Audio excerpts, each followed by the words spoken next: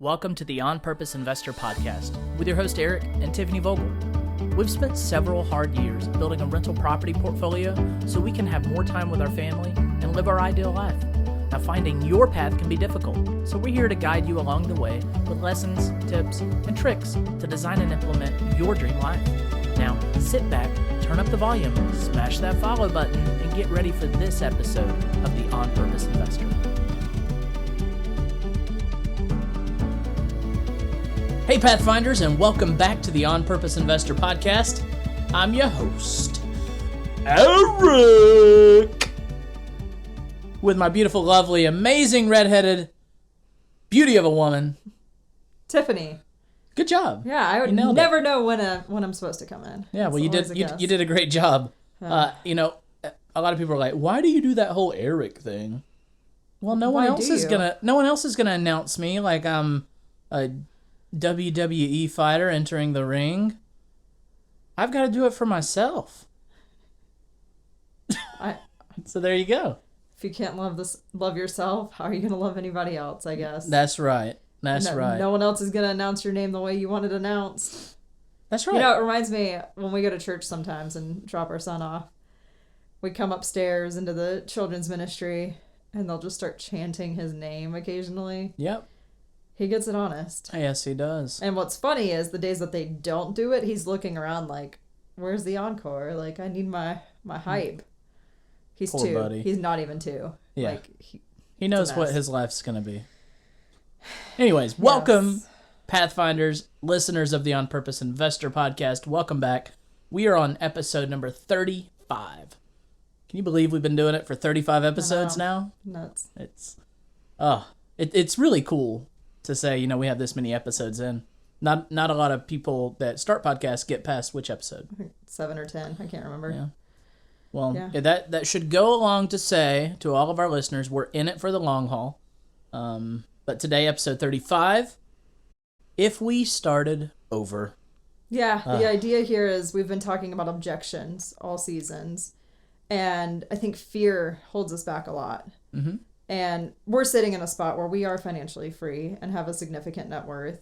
So it's easy for us to talk about this in some ways. Mm-hmm. I mean, we're still dealing with a lot of the objections in other areas of life. Right. But the market's changing. I think everyone can agree on that. Yeah. It's just unknown what that change will be.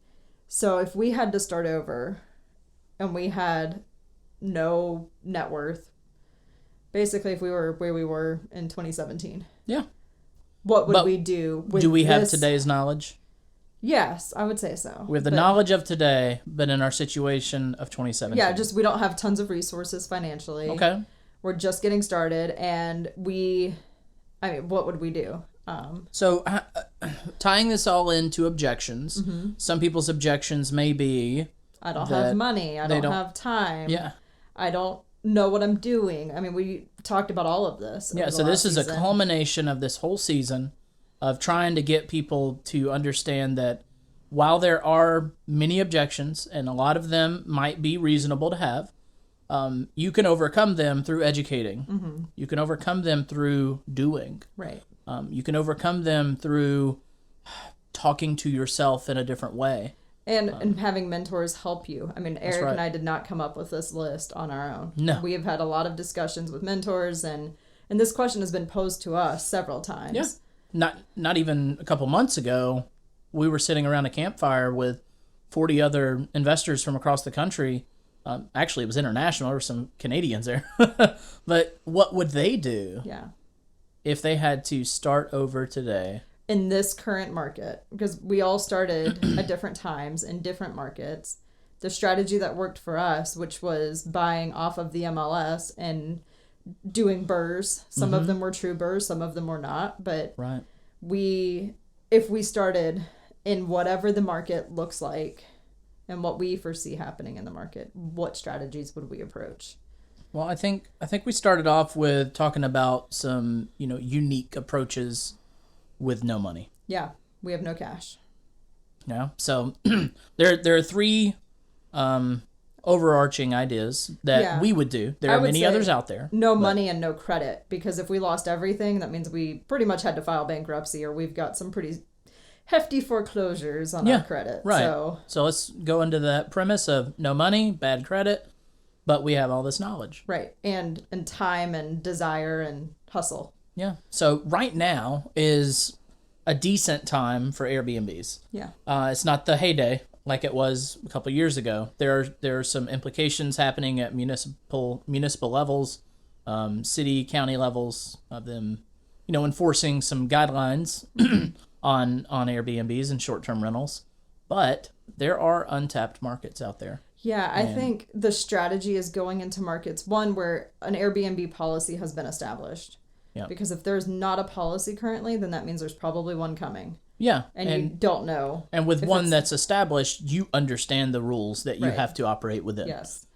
Yeah, and I think focusing on vacation towns. Yeah. So, like, we like to go up into the Blue Ridge Mountains. Right. I would focus there, not just, like, in our hometown. But Tiffany, we have no money. We have no credit. How are we Right. setting up an Airbnb? Yeah, it's Airbnb arbitrage. Yep. Which is, I go to a landlord. Let's say I'm the landlord. Okay. All right, boss man. You own the house. Yep, I own this big house. And it's listed for rent, and I find it on Zillow as Yep. a house for rent. And it's in a desirable market. I know the Airbnb laws. And I go to you and say, hey, I want to rent this house from you. Okay.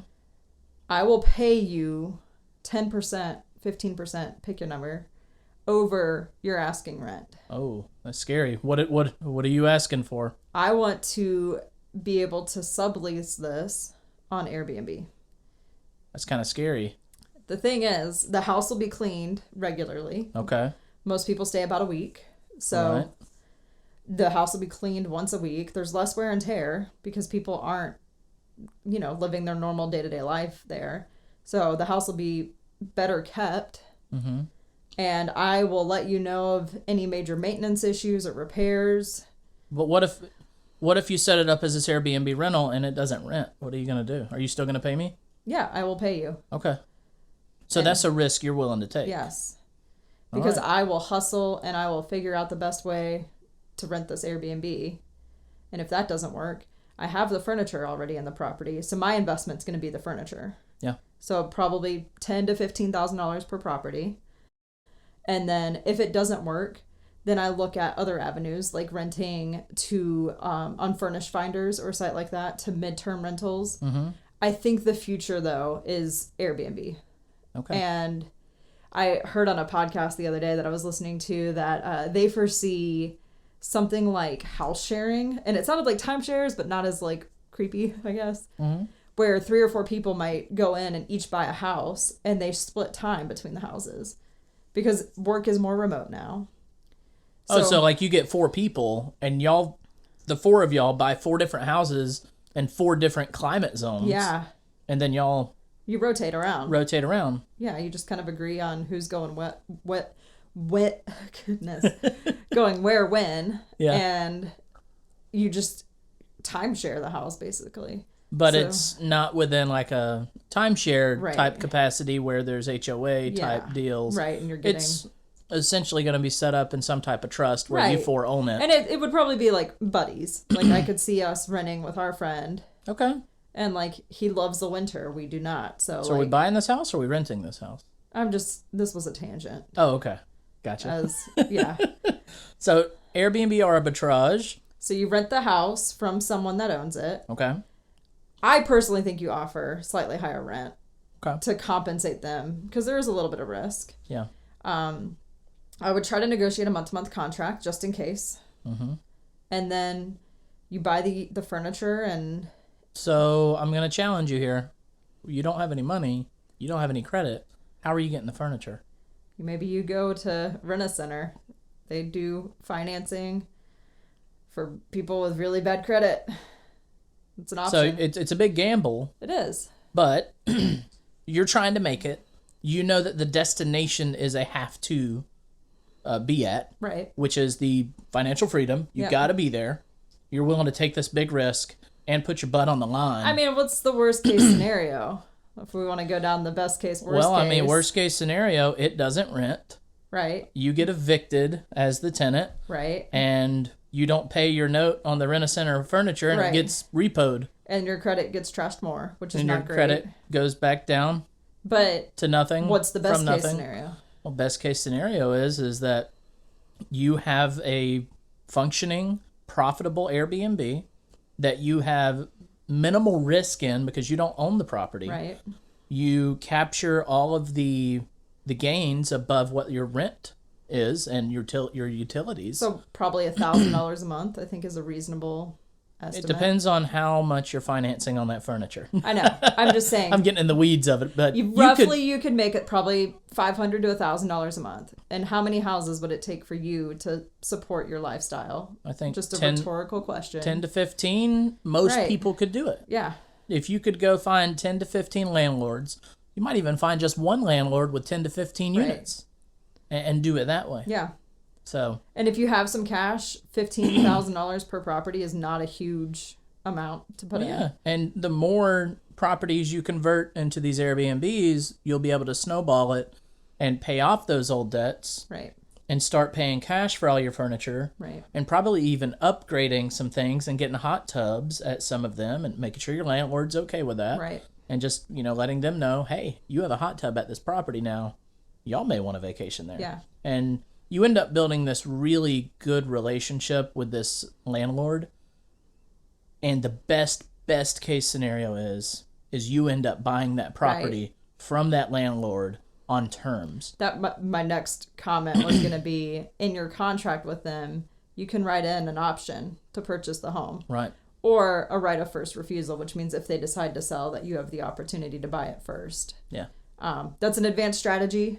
So for our friends that are in the advanced investing realm, I think that's something to consider. But absolutely. If you're new, don't get hung up on that last thought. Yeah. Just think, if you're over the age of 18, you have the legal right to rent a property. Right. And if you manage the property well and are good to that landlord, when they go to sell, you're going to be the first one to know. That's Because right. they're going to have to get the house ready. Yeah. So then you do have the opportunity, even if you don't have it written in the contract, Absolutely. to buy it. So make sure you educate yourself first on what Airbnb consists of. right. I mean, we know nothing. Yeah. We're talking about Airbnb our house, Right. and we don't know anything about it, and we're not interested in learning anything about it because we have too many other things going on. So we have an expert that we're willing to pay and pay her a monthly percentage. That's right. So you could be that person, though. It's the who, not how. Yes. Yep. Yeah, we talked a little bit last episode about struggling with hiring other people and like letting them run parts of our business, and this is one example of where we're doing okay. Yep, that's right. So another approach, which is very similar, is master leasing. No money, no credit. You're at square one, but you got all the information, and you said, "I'm sorry, I interrupted you." Yeah, master leasing. Okay. So it's the same idea, but instead of leasing it to Airbnb, you're gonna rent it to a tenant. Okay. So it's similar to property management, but it is not property management in the Right. sense you don't have to have a real estate license. You're a professional tenant. Yes, that's what you are. Yeah. And you just have the right to sublease. There you go. So you sublease this house to another tenant Yeah. and you manage it. And there's a great course called Hassle-Free Property Management by David Tilney. If that's something you're interested in doing, I highly recommend it. Absolutely. He is the expert. He has taught us everything we know. We've taken the course, so we have the forms and all the things we need to be able to do this. So if we were starting over, this is definitely a strategy I would pursue. Yes, no doubt. It's one where you can get into the game very quickly, very little to no money. You can build relationships with landlords that most likely have more than one property. Because the onesie-twosies folks, they usually put them with property management Right. companies. But the people that you get the most traction from master leasing from are tired landlords that don't want to deal with a property manager. Yeah. So you're likely going to have an education along the way with that landlord. You're likely going to be taking over properties that have potential. And you're also going to be in that same boat as with Airbnb. You're going to build a relationship with that landlord and potentially be a buyer for them. Right. So similar to the Airbnb strategy, but just renting to a annual tenant. Yep. A standard tenant. That's right. And, another approach, we could always go back to our jobs. Yeah, so this is with the understanding that we were financially free from our rentals. We lost them all. We have trashed credit. We have no cash. And we're kind of left with our hands out wondering what's next.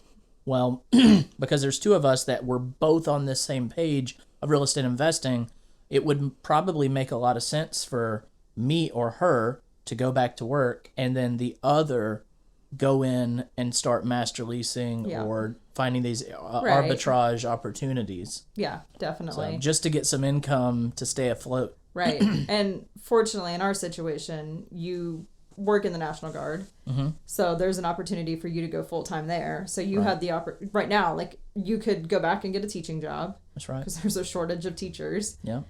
You could go full-time in the Army. Yeah. And then I could also go back to my analytics job or something similar. Yeah. So if we got into a situation where we lost everything, go back to our jobs, and we could scale back our spending personally. Oh, we would straight up be beans and rice and beans, and do the bare minimum. Right. And go back to those, we call them the Cooley Road days, and that's just the days of our first properties that we struggled.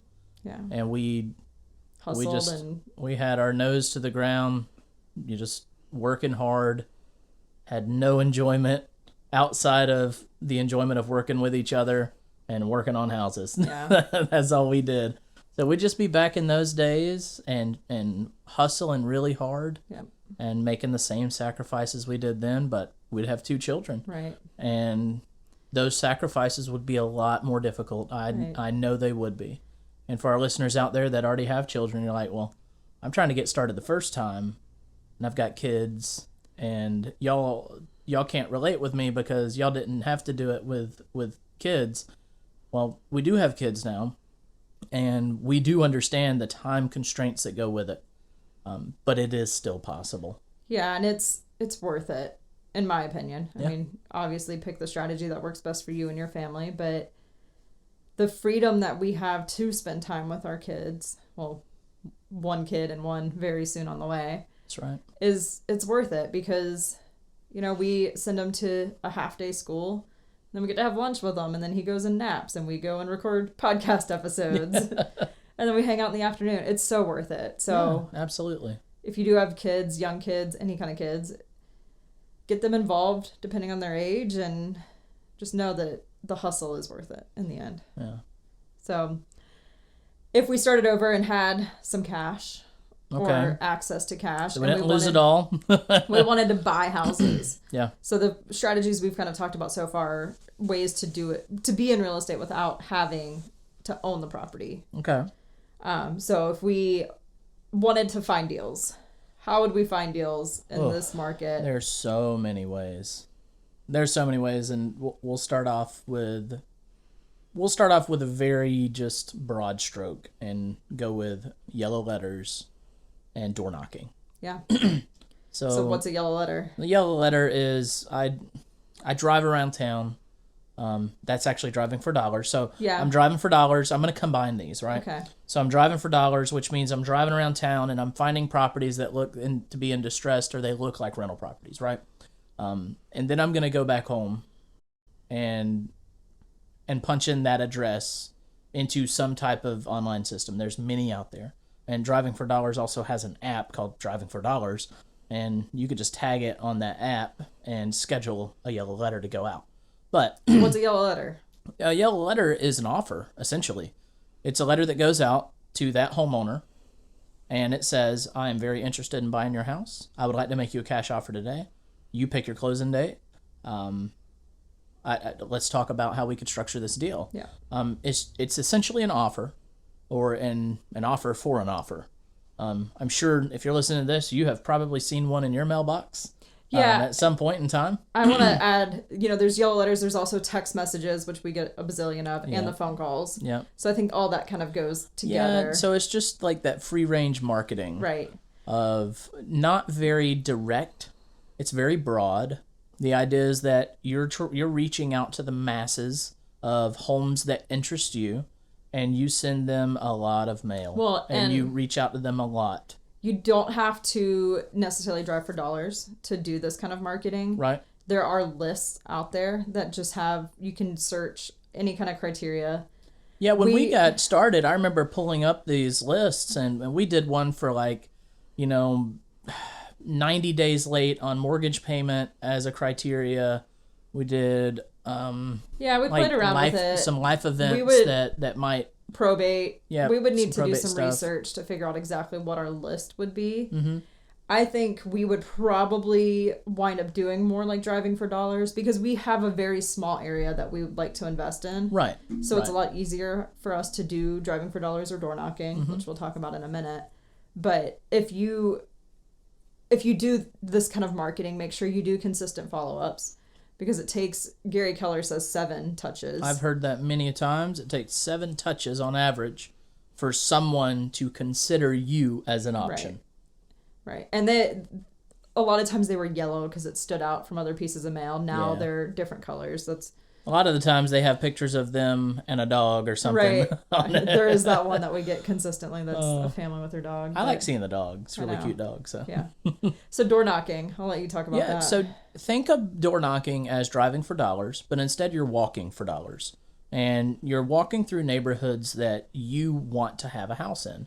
And the idea is you walk in through these neighborhoods and you're knocking on the door of every home. And when that person comes to the door, there are different strategies and tactics on how to do this the right way. And if you're interested in door knocking and all the tactics and strategies, you should go to billandkimcook.com and look at Bill Cook's material on how to door knock properly. He's the door knocking master. That's right. So you go and you knock on these doors. Very broad, by the way. So you're knocking on the door and you're saying, I really like your house. I like this neighborhood and I'm interested in buying a home here. Do you know anyone that's interested in selling their home? And that just strikes up conversation. Sometimes they will be the neighbor that knows everything about the neighborhood, the gossip king or queen, and they'll tell you who's moving out. That's the jackpot. They'll tell you who's moving out, who's having an affair, who's cheating who's doing the thing. And they're usually the person that's going to say, oh, you need to go talk to so-and-so at this address because she just found out that so-and-so is doing this and she just said she's done with it and selling the house. And so it's all about just getting to know the people in that neighborhood and building a relationship by door knocking, because you're still going to have that 7-touch thing of you're going to often knock on these doors more than once and say, hey, I love this neighborhood and I know you've seen me before, but I'm still looking. Right. And, give them your information. I know Bill suggests making offers right there on the doorstep. His offers are... He has a cash offer and a terms offer. Yep. And at the bottom it says, if any of this interests you, please call me so we can have coffee together. Yeah. So the true offer is not the numbers. Yeah. Yeah. It's the conversation. That's really the call to action or the offer that he's putting out there. You win by getting inside the home and sitting at a kitchen table with them. Right. And just hearing them out, hearing what their problems are and finding a way to solve their problems. Yeah. And that's such a great way to get in there and buy deals where oftentimes those sellers are going to be in a position to where you're not going to have to bring cash to the table. Well, and we look for deals in the sense of the best price. Mm-hmm. Most sellers, money is not always, maybe not most, I don't know, a lot of sellers, money's not the issue. Sellers that are in a situation or in a problematic situation, it's not usually money. It's usually a strategy to get out. Right. And most of the time they feel trapped. Yep. Like, no, I have to foreclose. There's no way to make this happen. No, I have to sell because there's no way to fix this. Yeah. I need to be with my family in a different state. And there's no way it'll sell on the market within 25 days or 15 days. Right. So it's hearing their problem and finding a solution. Yeah. That is the golden thing about door knocking is that you're getting face to face. Right. And it's a people business. Yeah. And you got to see it as people and not just houses and numbers. Well, and with door knocking, it creates an opportunity to do subject to deals. Yeah. And that that's another strategy. Yes. It's a separate strategy, but when you're talking with the person, a lot of times you can negotiate this type of deal where you offer to buy the house subject to the existing mortgage. So that means I knock on Tiffany's door, knock, and I say, hey, I love this house. I love the neighborhood. I want to buy a home in this neighborhood. Do you know anybody looking to sell? And she's probably going to say, well, actually, I am. Right. But I don't think I can sell it, or something's going on. Maybe the house is in a bad repair. It needs repairs. And there's no way she could sell it on the market for what the note is because of the repairs. And so I tell her, well, don't worry about the repairs. Where do you need to go? What's the problems we need to solve? Well, she reveals to me that her parents are, in a situation, maybe it's a health thing, and she needs to get back out to wherever to go live with them. And it's going to be a semi-permanent move, and she can't afford to keep up this mortgage. Right. Well, I ask her, how much is it going to cost for you to get out there? I just need to be done making payments on this house. That's it. She's going to go live with her parents. She needs to be done. And, well, here we are to solve that problem. And I tell her, well, what if I told you I can give you $5,000 to get you and your stuff out to your parents? And, that'll pay for that, the ticket and the movers. And I'm going to take over your payments of that mortgage. You're never going to have to think of it ever again. Right. Does that solve Tiffany's problem? Yeah. Yes, it does. We gave her money to get out there, and she don't doesn't have to worry about. But what is Tiffany giving up? She's given up potential upside. She's given up that equity. But you're going to be very surprised that the sellers that are in these situations do not care about that upside. They have a problem that needs to be solved, and you're there to solve that problem. Right. Yeah, and with what's happened in our country as far as mortgage rates goes for the last couple of years, I mean, we have some mortgages on our houses that are 3%, like 2.99%. Yeah. So do you think you can make a house cash flow at 2.99% interest? I think so. Absolutely. So absolutely. Being able to take over that mortgage can make a deal. Even if you overpay for the house, it'll still cash flow. You have to be educated on this and educated from the right people. Yep. The goal is not to screw this person over. No. You are taking over a mortgage that shows up on their credit. So if you're going to take over this house subject to, you have to make sure that you are ready to make that payment, even if it means that you don't eat. That's right. That is the first thing that gets paid, because you made a promise to that person that you're going to take care of it. Right. And there's also a lot of legal implications that can come about if you do these deals the wrong way. Right. So like Tiffany said, you have to study, and you have to study from the right people that are teaching you things that are legal. Right. So when you go to do these subject to deals, don't make promises that you have no clue you can follow through with. Right. I'm going to say don't tell them to go refinance their house or do a restructure on their mortgage to, catch them back up or whatnot and add it on the back end and then take it over subject to. It's a level of illegalness. It's a level of mortgage fraud that by spending a couple hundred, maybe $1,000 or $2 on educating the right way, you can avoid hundreds of thousands in fines and probably years in prison. Yeah. Do it the right way. I don't mean to scare you. There are very legal ways to do this, and it is a very legal way. It is on the GAR form in Georgia, the line HUD. For the HUD for subject to. It is a legal thing, but it has to be done the right way. And another possible risk is that because the house is no longer in that borrower's name, the bank can call the note due. That's right. It's not a common occurrence, especially if the payments are being made, but just something to be aware of. So this is definitely one of those strategies that if you're going to do it, educate yourself. Yeah. And not just off of this one little podcast. That's right. We are not the experts. We're actually signed up for a class from some experts. Yeah. So we're still educating on these things. Absolutely. So just get educated. Yeah. And if you're interested on who we would recommend, I would say send us an email and we will reach out to you with those educators. Yeah. Because we are still educating ourselves. So we're still vetting as well. Yeah. And we'll be happy to share with you who we found to be good at it. We have done a couple of subject to deals, and they were very legal, and they were very good. And they were the sellers were happy. We were happy. Everyone was happy.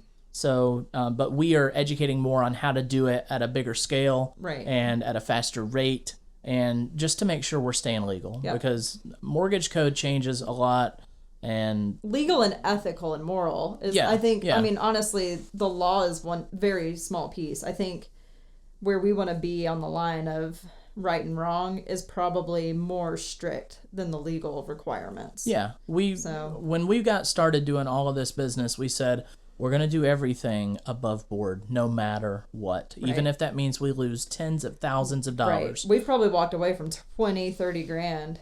In many different things. Yeah. Total. Yeah, because we said from the very beginning, whatever decision we make, if an inspector comes by and says you got to fix it, we're going to fix it. If a tenant brings something to our attention that needs to be fixed, by God, we're going to fix it. And we don't always chase tenants that are in bad situations for back rent because it's just, one, it's not worth the stress, and two, they're in a situation, they don't need a landlord being malicious but that's a tangent. Yeah, that's an episode in itself, the value of staying above board in everything you do. It pays dividends down the road because people see you as an honest, ethical person, and people like doing business with people like that, definitely. For the most part. So I have a data and analytics background. Mm-hmm. So if I was getting started over, I would strongly consider building out a website and the SEO, search engine optimization, that goes with it. So what that would entail is when you go search buy or sell my house quick in whatever town, you want to rank highest on that website. You want people to click on your page and submit their information to you. Right. And a lot of people, they're not getting their doors knocked on. Right. And they may not be getting your yellow letters. Or they are and they're tired of it and they don't want to call those people. And that is us reaching out to them.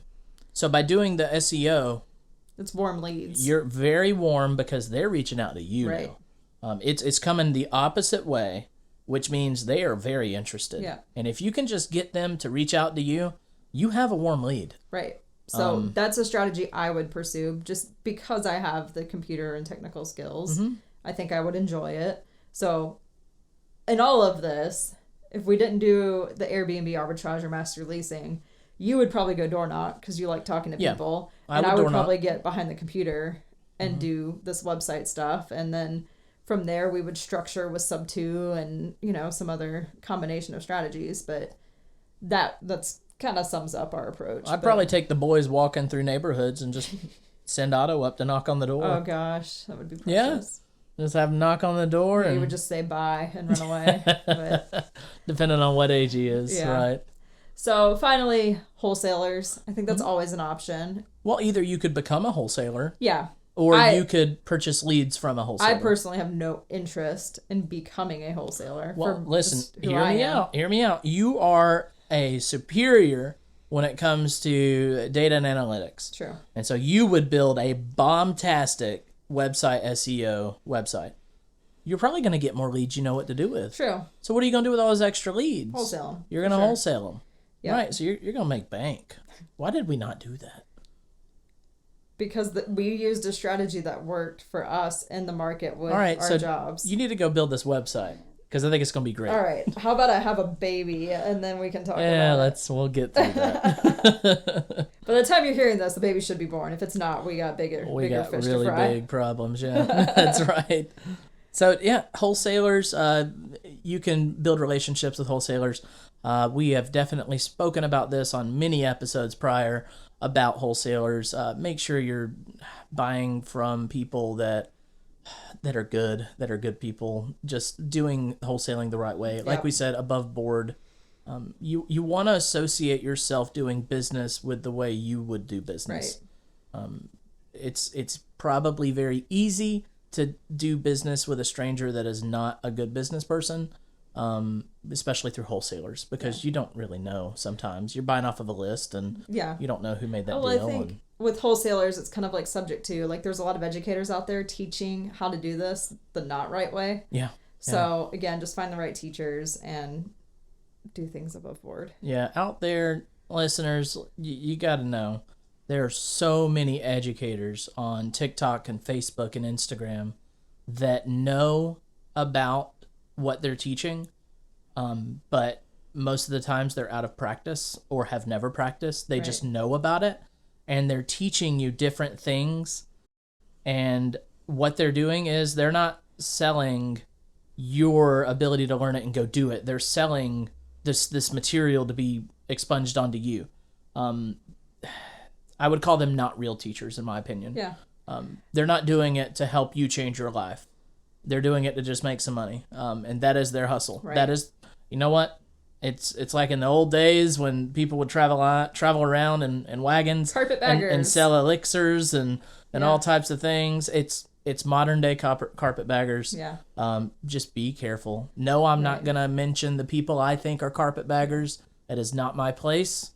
There are people out there that I do believe are carpetbaggers, but I'm not gonna say it because that is your due diligence to make. Right. It is your decision to make. But do have that buyer beware attitude anytime you go to listen from someone. Right. Well, and I guess to add to that, that is why we don't teach subject to. Yeah. We've done a couple, but like that is we're by no means the experts. I promise you there are people out there teaching subject to that have done less than nothing. Right. So, and I mean, with door knocking, we know in theory what Bill does, but I've never been door knocking myself. No. It's not a strategy I want to pursue, but I know it's a tool that I have available. So I'm not going to sit here and try to teach you how to door knock. Go listen to Bill. Go listen to these experts who do it and have built portfolio's on it. But vet your teachers. Yes, please. And vet us. I mean, if you think we're not walking the talk, talking the walk. Talk the talk and walk the walk. Yeah, homie. Everything we've talked about on this podcast, in our book, in the course, everything is stuff that we have lived. It comes from a real place, and I'm very thankful that we have a lot of listeners out there. Our goal is to reach as many people as possible that are interested in what we do. So that you can do it yourself. Yeah. That's the only reason. Like, we're not here to make tons of money or that's right. It's not for our ego. We put a lot of time and money into growing this business. That's right. And at this point, we haven't seen it come to fruition financially. Hopefully at some point it will, so that we can, eat on it a little bit. But at this point, we're investing time and dollars into this business just to help people. That's right. Because that's what's important to us. Yeah. Is giving back. So if you could help us, help you, help everyone else, share our podcast, share our Facebook, share our Instagram and TikTok with just as many people as you want to, that you think might benefit from the content here at On Purpose Investor. What we do in everything of one of our episodes was we try to preach hyper-intentionality and to get you to start living your life with intention and to start living your life very on purpose and stop sleepwalking and just wake up every day with an agenda that leads you towards your dream life. That is just paramount of what we do, and we're so thankful that you joined us for another season. So this was season 3. Yep, we got a recap coming up, and then next week we will do a recap run through of all of season 3, where I get to have a conversation with all of you great listeners about what I enjoyed about the different little parts of the episodes and just highlighting it. And then we'll take a break, and I believe we're back in January. On January 3rd, we're going to be coming back at you with something really awesome. We're doing an interview series, so it's going to be me talking to some outstanding investors from across the country, and you're really not going to want to miss it. So mark your calendars now, January 3rd, 2023. There's going to be some awesome interviews that you're going to really want to hear. You just gave 2 different dates. It is January 3rd. I said January 3rd. You said 4th earlier. Oh, whoops. January 3rd. 3rd. Yes. You could listen on the 4th. Yeah, definitely. January 3rd. All right. Well, thanks, y'all, for hanging out with us and listening to talk about our strategy if we had to start over today. What lessons can you take from this podcast and apply to your life? Don't let the time you just invested go to waste. You only get one life, so live it purposefully. That's all we have for you today. See you next time. Thank you for tuning in. If you have any questions or comments, we'd love to hear from you. Head over to onpurposeinvestor.com and sign up for our newsletter to get all the latest updates. If you haven't already, we'd really appreciate an honest review wherever you watch our podcast. All right, now go smash that subscribe and follow button for more tips on building your dream life. See you next week, Pathfinders.